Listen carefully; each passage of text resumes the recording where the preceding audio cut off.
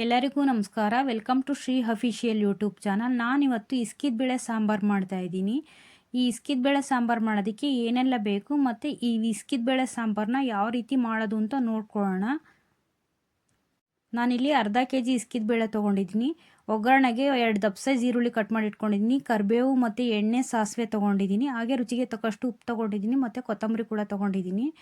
ಮಸಾಲೆ ರುಬ್ಕೊಳ್ಳೋದಕ್ಕೆ 3 table spoon ಧನಿಯಾ powder, 1.5 table spoon ಖಾರದ ಪುಡಿ, ಅರ್ಧ ಟೇಬಲ್ ಸ್ಪೂನ್ ಅರಿಶಿಣದ ಪುಡಿ, ಅರ್ಧ ಟೇಬಲ್ ಸ್ಪೂನ್ ಮೆಂತ್ಯ ಪುಡಿ ತೊಗೊಂಡಿದ್ದೀನಿ. 2 ಈರುಳ್ಳಿ ಕಟ್ ಮಾಡಿ ಇಟ್ಕೊಂಡಿದ್ದೀನಿ ಮತ್ತು 1 ಇಂಚ್ ಶುಂಠಿ ತೊಗೊಂಡಿದ್ದೀನಿ. ಹಾಗೆ ಬೆಳ್ಳುಳ್ಳಿ ತೊಗೊಂಡಿದ್ದೀನಿ ಮತ್ತು 1 ಬೌಲ್ ಕಾಯಿ, 2 ಟೇಬಲ್ ಸ್ಪೂನ್ ಅಕ್ಕಿ ಹಿಟ್ಟು ತೊಗೊಂಡಿದ್ದೀನಿ. ಒಂದು ಕುಕ್ಕರ್ಗೆ ಎಣ್ಣೆ ಹಾಕ್ಕೊಂಡಿದ್ದೀನಿ. ಎಣ್ಣೆ ಕಾದ ನಂತರ ಸಾಸಿವೆ ಹಾಕ್ಕೊತೀನಿ. ಸಾಸಿವೆ ಚಟಪಟ ಅಂತ ಸಿಡಿಬೇಕು. ಸಾಸಿವೆ ಚಟಪಟ ಅಂತ ಸಿಡಿದಿದೆ. ಕರಿಬೇವು ಕೂಡ ಹಾಕ್ಕೊತೀನಿ. ಕರಿಬೇವನ್ನು ಕೂಡ ನಾನಿಲ್ಲಿ ಫ್ರೈ ಮಾಡ್ಕೊತೀನಿ. ಈ ಕರಿಬೇವು ಫ್ರೈ ಆಗಿದೆ. ಈರುಳ್ಳಿ ಸೇರಿಸ್ಕೊತಾ ಇದ್ದೀನಿ. ಈರುಳ್ಳಿ ಉದ್ದುದ್ದಕ್ಕೆ ಹಚ್ಚಿ ಹಾಕೋದ್ರಿಂದ ಸಾಂಬಾರಿಗೆ ತುಂಬಾ ಚೆನ್ನಾಗಿರುತ್ತೆ. ನೋಡಿ, ಈರುಳ್ಳಿ ಚೆನ್ನಾಗಿ ಫ್ರೈ ಆಗಬೇಕು. ಒಂದು 5 ನಿಮಿಷ ಹಸಿ ವಾಸನೆ ಹೋಗೋ ತನಕ. ನೋಡಿ, ಈರುಳ್ಳಿ ಎಲ್ಲ ಚೆನ್ನಾಗಿ ಫ್ರೈ ಆಗಿದೆ. ಇವಾಗ ಇಸ್ಕಿದ ಬೇಳೆನ ನೀಟಾಗಿ ತೊಳೆದು ಸೇರಿಸ್ಕೊತಾ ಇದ್ದೀನಿ.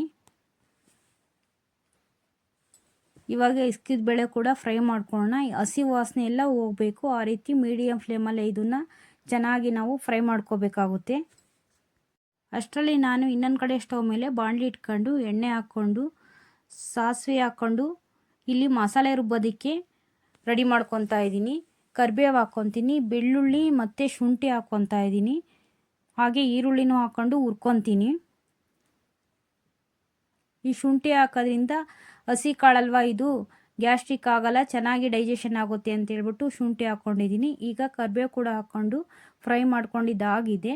ಇವಾಗ ರುಬ್ಕೊಳೋದಕ್ಕೆ ಒಂದು ಮಿಕ್ಸಿ ಜಾರಿಗೆ ಈ ಮಸಾಲೆ ಎಲ್ಲ ಹಾಕ್ಕೊಂಡು ಏನು ಧನಿಯಾ ಪೌಡರು ಮತ್ತು ಖಾರದ ಪುಡಿ, ಹಾಗೆ ಮೆಂತ್ಯ ಪುಡಿ ಮತ್ತು ಅರಿಶಿಣದ ಪುಡಿ ತೊಗೊಂಡಿದ್ನಲ್ಲ ಅದನ್ನು ಕೂಡ ಸೇರಿಸ್ಕೊಂಡು ನೀರು ಸೇರಿಸ್ಕೊಂಡು ರುಬ್ಕೊತೀನಿ.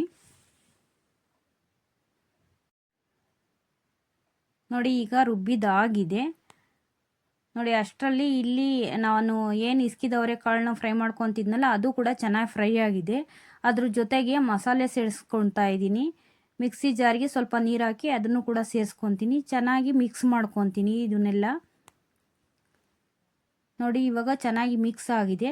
ನಾವು ಯಾವ ಅದಕ್ಕೆ ಬೇಕಾವ ಅದಕ್ಕೆ ನೀರು ಕೂಡ ಹಾಕ್ಕೊಂಡು ಇವಾಗ ಮಿಕ್ಸ್ ಮಾಡ್ಕೋಬೇಕಾಗುತ್ತೆ.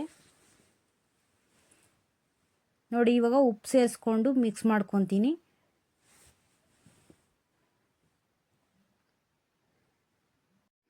ಕುಕ್ಕರ್ ಕ್ಲೋಸ್ ಮಾಡ್ತೀನಿ. ಕ್ಲೋಸ್ ಮಾಡಿ ಅಷ್ಟರಲ್ಲಿ ಒಂದು ರೆಡಿ ಮಾಡ್ಕೊಳ್ಳೋಣ. ಏನು ಕಾಯಿ ತುರಿ ಮತ್ತು ಅಕ್ಕಿ ಹಿಟ್ಟು ತೊಗೊಂಡಿದ್ನಲ್ಲ ಅದ್ರ ಜೊತೆ ಸ್ವಲ್ಪ ನೀರು ಸೇರಿಸ್ಕೊಂಡು ಇದನ್ನು ಚೆನ್ನಾಗಿ ರುಬ್ಕೊತೀನಿ. ಅಷ್ಟರಲ್ಲಿ ಇದು ಬೇಳೆನೂ ಕೂಡ ಬೆಂದಿರುತ್ತೆ. ನಾನು ಕುಕ್ಕರ್ ಓಪನ್ ಮಾಡಿ ಇದು ಕೂಗಬಾರ್ದು, ಇನ್ನು ಪ್ರೆಷರ್ ಬಂದಿದ ತಕ್ಷಣ ಇದು ಕುಕ್ಕರ್ ಮುಚ್ಚಳ ತೆಗಿಬೇಕಾಗುತ್ತೆ. ನೋಡಿ, ಈ ರೀತಿ ಚೆನ್ನಾಗಿ ಬೇಳೆ ಎಲ್ಲ ಬೆಂದಿದೆ. ಇವಾಗ ನಾನು ಅದರೊಳಗಡೆ ಸೇರಿಸ್ಕೊಂಡು ಚೆನ್ನಾಗಿ ಮಿಕ್ಸ್ ಮಾಡ್ಕೊತೀನಿ. ನಮ್ಮ ತುಮಕೂರು ಸೈಡ್ ಅವ್ರು ಇಸ್ಕಿದ ಬೇಳೆ ಸಾಂಬಾರು ಮಾಡೋದು ಹೀಗೇನೆ. ಲಾಸ್ಟಲ್ಲಿ ಅಕ್ಕಿ ಹಿಟ್ಟು ಮತ್ತು ಕಾಯಿ ಸೇರಿಸಿ ರುಬ್ಬಿ ಹಾಕೋದ್ರಿಂದ ಇಸ್ಕಿದ ಬೇಳೆ ಸಾಂಬಾರು ತುಂಬಾ ಚೆನ್ನಾಗಾಗುತ್ತೆ. ಇದನ್ನು ಒಂದು ಅಂತ ಕರೀತಾರೆ. ನೋಡಿ, ಈ ರೀತಿ ಸಾಂಬಾರು ರೆಡಿಯಾಗಿದೆ. ಇವಾಗ ಒಂದ್ಸಲಿ ಕುದಿ ಬಂದರೆ ಇಸ್ಕಿದ ಬೇಳೆ ಸಾಂಬಾರು ರೆಡಿ ಆಯಿತು. ಇದು ಜಾಸ್ತಿ ಹೊತ್ತು ಕುದಿಯೋಂಗಿಲ್ಲ, ಬೇಳೆ ಎಲ್ಲ ಕದ್ರೋಗೋ ಚಾನ್ಸಸ್ ಇರುತ್ತೆ. ಅವರೆಕಾಯಿ ಸೀಸನಲ್ಲಿ ಫ್ರೆಶ್ ಅವರೆಕಾಯಿ ತೊಗೊಂಬಂದು ಈ ಥರ ಅವರೆಕಾಳನ್ನ ಇಸ್ಕಿ ಸಾಂಬಾರು ಮಾಡೋದ್ರಿಂದ ತುಂಬ ಅಂದರೆ ತುಂಬಾ ಚೆನ್ನಾಗಿರುತ್ತೆ. ನೀವು ಒಮ್ಮೆ ಈ ರೀತಿ ಟ್ರೈ ಮಾಡಿ ನೋಡಿ, ಹೇಗೆ ಬಂದಿದೆ ಅಂತ ಕಮೆಂಟ್ ಮಾಡಿ. ಈ ಇಸ್ಕಿದ ಬೇಳೆ ಸಾಂಬಾರು ಮುದ್ದೆ ಜೊತೆಗೆ, ಚಪಾತಿ ಜೊತೆಗೆ, ದೋಸೆಗೆ, ಇಡ್ಲಿಗೆ, ರೊಟ್ಟಿಗೆ ಎಲ್ಲದಕ್ಕೂ ತುಂಬಾ ಚೆನ್ನಾಗಿರುತ್ತೆ. ಲೈಕ್ ಮಾಡಿ, ಶೇರ್ ಮಾಡಿ, ನಮ್ಮ ಚಾನಲ್ಗೆ ಹೆಚ್ಚು ಹೆಚ್ಚು ಸಪೋರ್ಟ್ ಮಾಡಿ. ನಮ್ಮ ಚಾನಲ್ಗೆ ಸಬ್ಸ್ಕ್ರೈಬ್ ಆಗಿ. ಧನ್ಯವಾದಗಳು.